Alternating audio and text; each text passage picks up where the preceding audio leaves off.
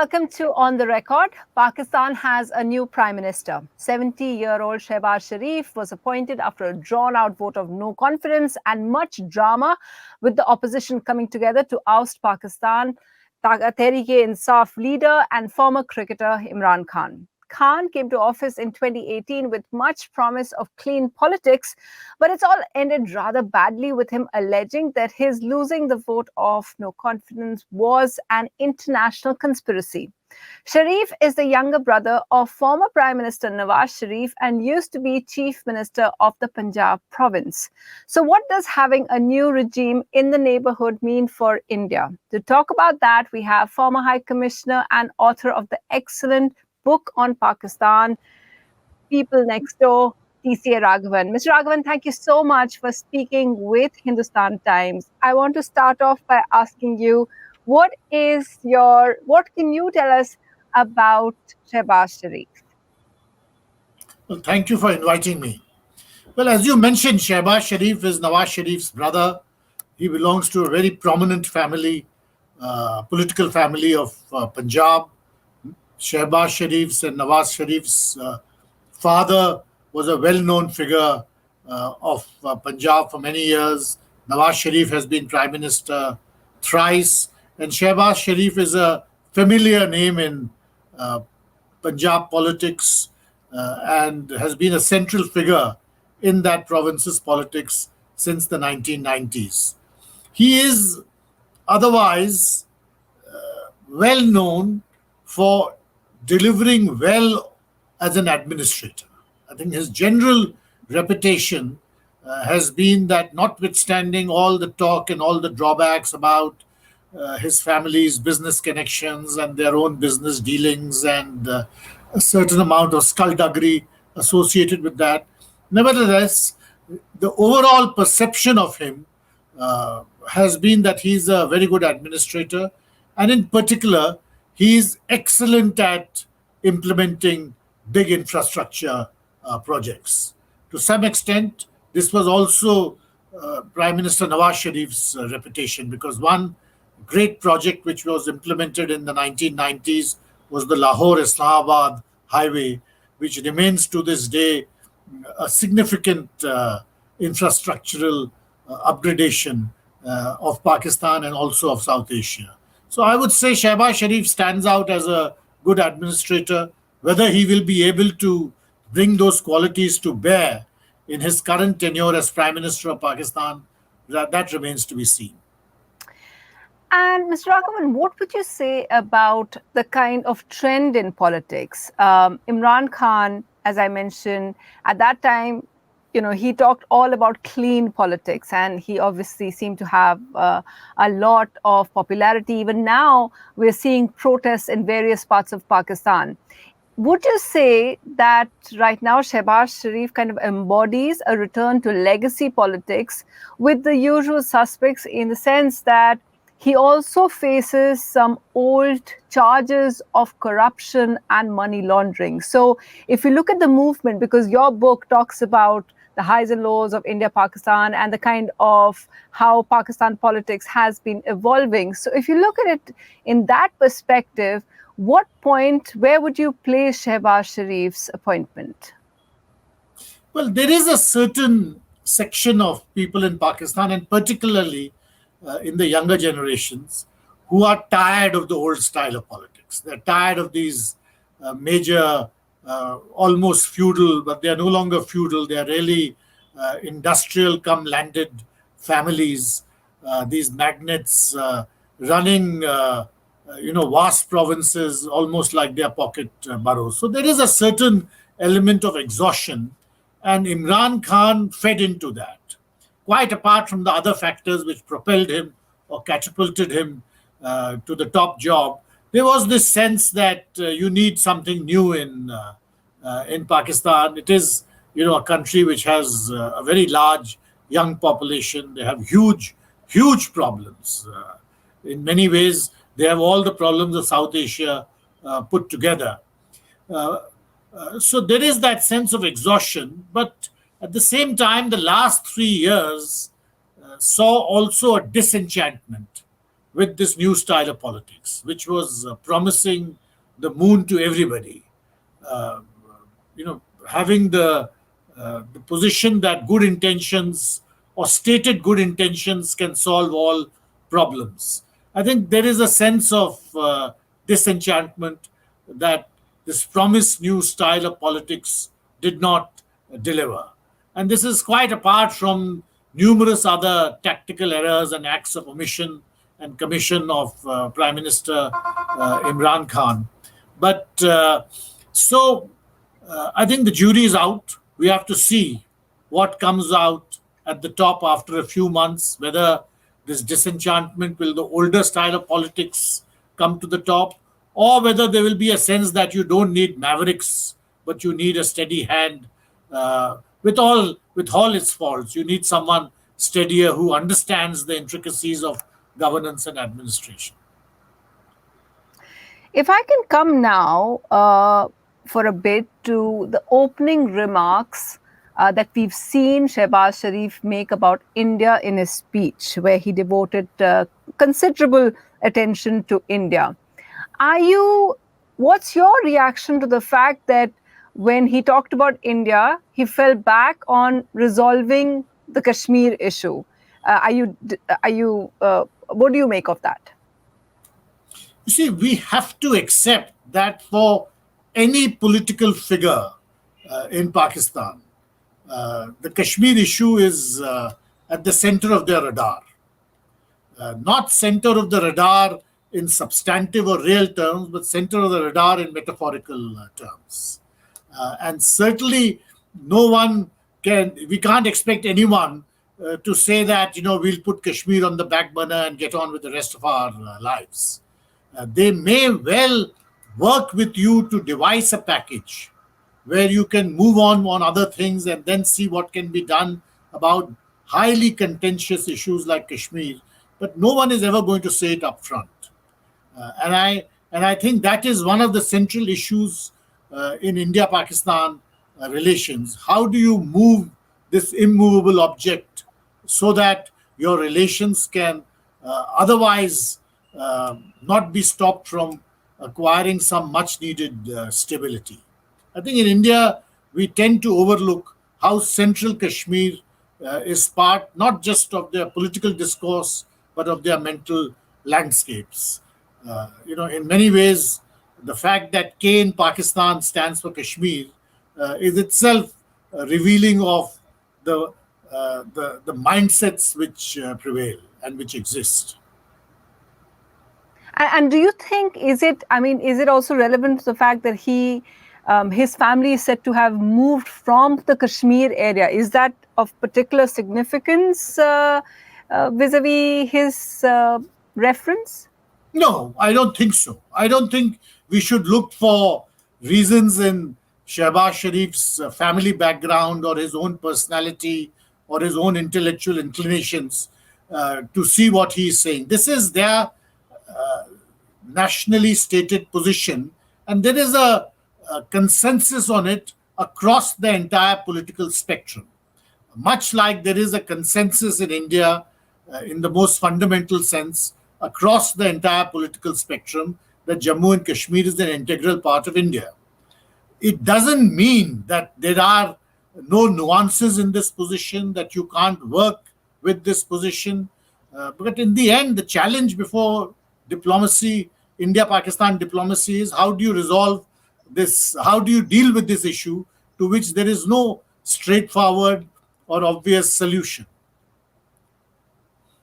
So in that, having heard that part from you, what do you make of the fact that people are actually, they felt that this kind of exchange of tweets that happened between our Prime Minister Narendra Modi and Shehbaz Sharif, that they felt that, there might be a warming up between the two, because we've seen the relationship between the two countries nosedive, whether it's after Pulwama, especially after the scrapping of Article 370 in Jammu and Kashmir.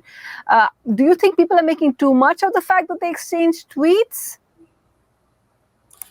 Well, I don't underrate its significance, but don't wish to amplify it too much.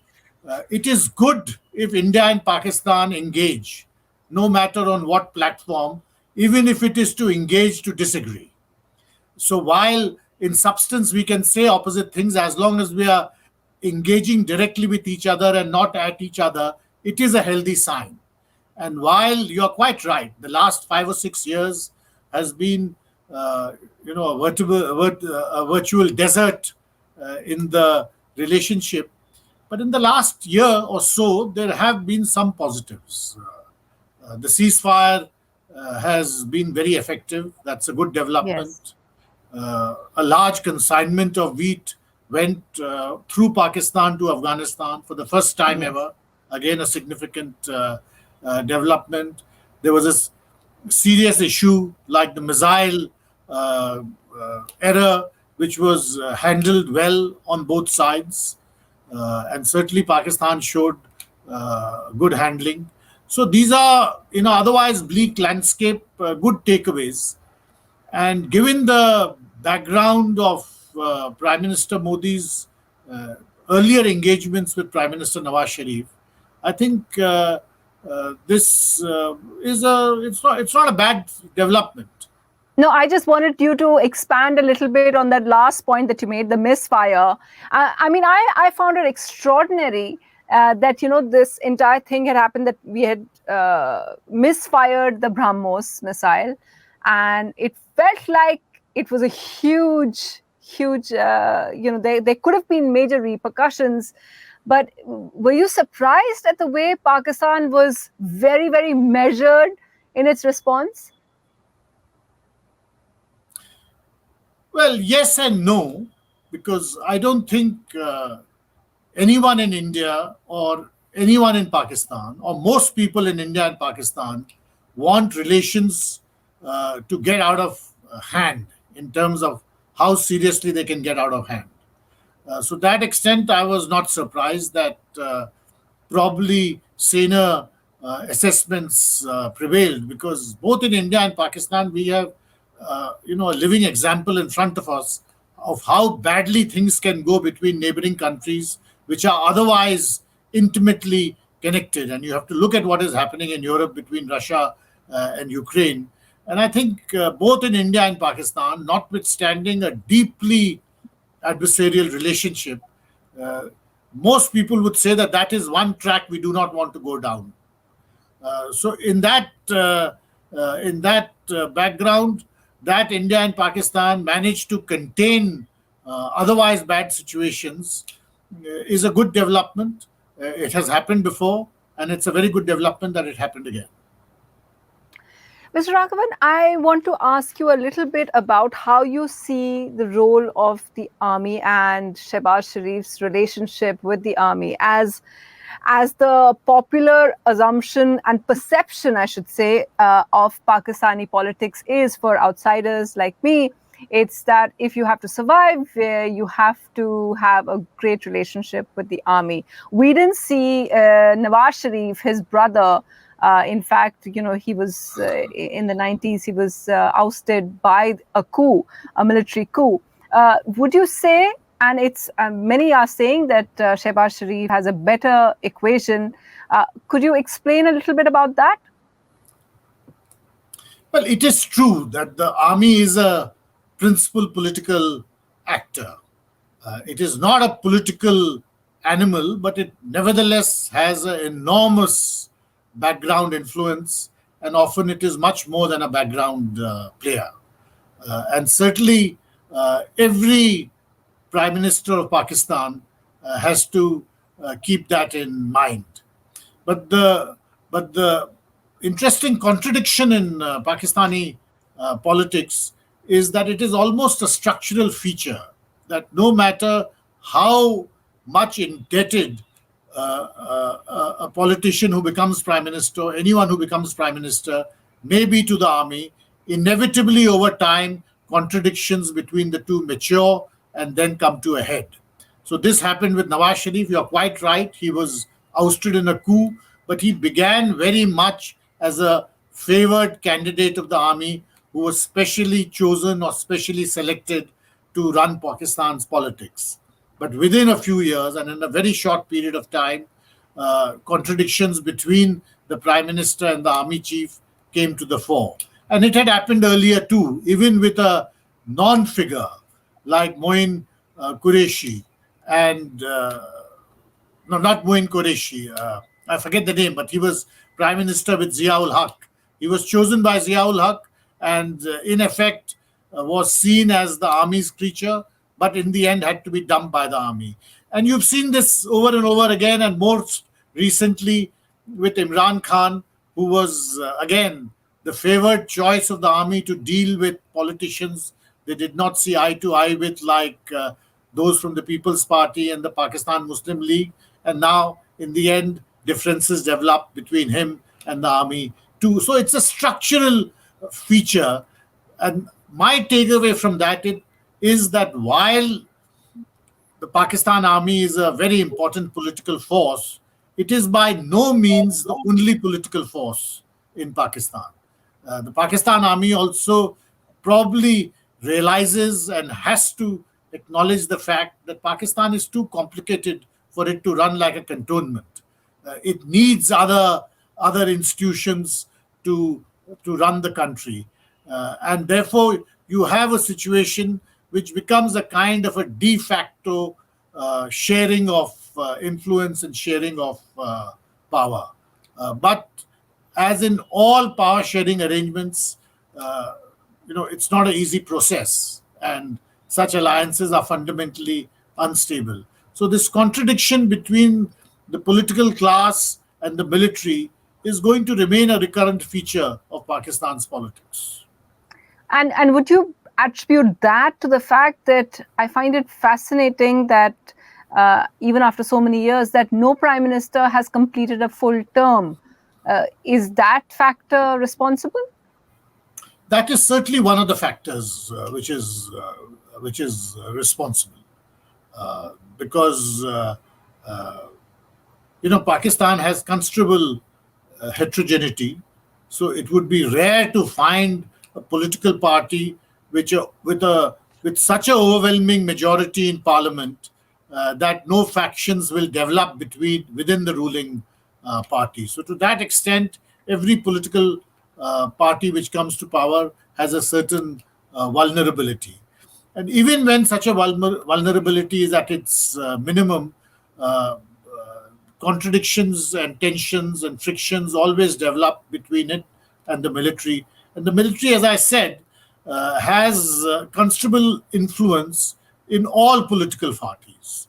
And therefore, ignoring its requirements or ignoring its interests inevitably leads to problems between it and whoever is in charge of running the country.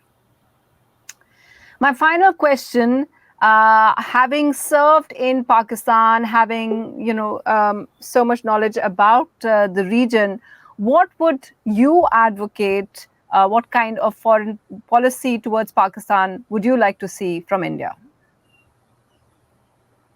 Well, I think it's difficult to answer because for 70 years, the best minds in both countries have grappled with that question and not come up with really robust answers. I think, to my mind, the starting point has to be that we acknowledge that relations between neighboring countries can often be or frequently are very rocky. It's not as if we are ever going to have a relationship with Pakistan which is friction-free, turbulence-free, or which is not periodically going to see crises erupt. Things are too complicated in South Asia to imagine that kind of a golden age ever dawning. I think we will always have very difficult relations with Pakistan, but the challenge before diplomats and for the foreign policy of both countries is how do you try and impart greater stability to what will always be a relationship which is trouble-prone or accident-prone. And that means you have to disaggregate it and look not so much at big bang approaches or big bang processes or big bang solutions, but disaggregate it and see what you can do by looking at certain elements which can impart more stability. So, in the past, we have looked at issues such as trade. Possibly, there is more scope for doing something on that. There is also scope for uh, trying to increase cooperation in areas such as public health, climate change, but the relationship will always be plagued by crises, because if you look at what is happening in our entire region with what is happening in Afghanistan, just like Germany or Europe could not insulate themselves from what was happening in Syria, we cannot seriously expect Pakistan to insulate itself from what is happening in Afghanistan. And inevitably, that has an impact on India. So, issues of extremism, terrorism, all these will remain major challenges to the relationship. I think what is required is to have some kind of process in place so that you have uh, stabilization measures to prevent things from getting too much out of hand, while at the same time recognizing that given the nature of the relationship, there will be occasions when relations will plummet. If there is a major terrorist attack tomorrow, we cannot insulate uh, what will happen in India Pakistan relations from public sentiment in India, or the kind of outrage which will exist on the streets. I think those are all challenges which exist in neighboring country relationships. TCA Raghavan, thank you so much for giving us so much insight. And to everyone listening, I really recommend your book. I loved it. It gave me so much insight. So thank you so much for sharing your thoughts. Thank you. Thank you for inviting me. Thank you. Thank you.